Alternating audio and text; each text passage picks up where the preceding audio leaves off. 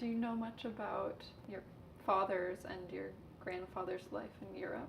The life in Poland definitely didn't have this romantic appeal of of the one in Montreal, and certainly he didn't talk about it in the same way. Yes, I did hear about his life in Poland.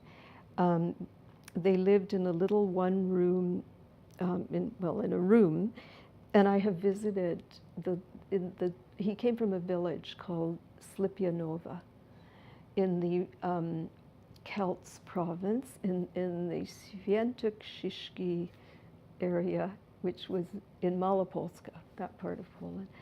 And it was a little village, and his father, his parents were very devout, and his father just sat and studied. He was a Torah scholar, and my grandmother ran a little shank, as they called it, a little store where she also sold liquor and other things, which was the front of they lived in a building with many entrances right on the main square of the village.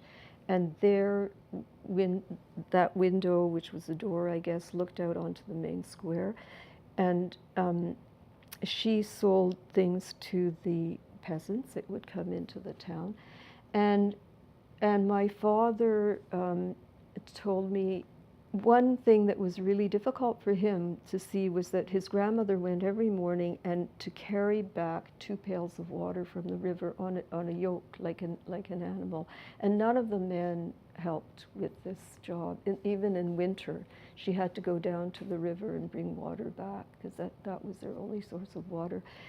I once asked him about a toilet, because I had befriended a woman from Poland who told me that the first time she ever saw a commode was when she went to Vilna in the seminary to study, and she stayed in the house of one of her teachers. And that was the first time that she saw a commode. Otherwise, they had an outhouse. So I asked my dad, did you have an outhouse? He said, no. I said, what did you do? He said, we went to the fields. So that's what he told me. Also, rats were a big problem.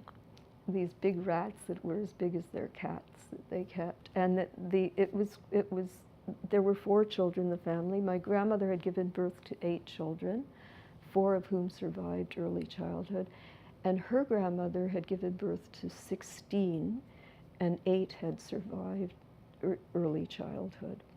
So in between these 4 children, there had been others. So that's really basically what I know about my father's childhood in Poland. His father was very strict, and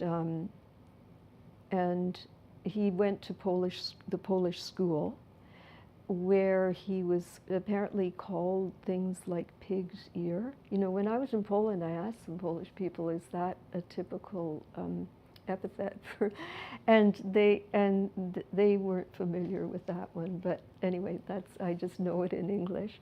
And the children were made to sit at the back of the room, so it wasn't a pleasant experience. And he really didn't like using Polish at all.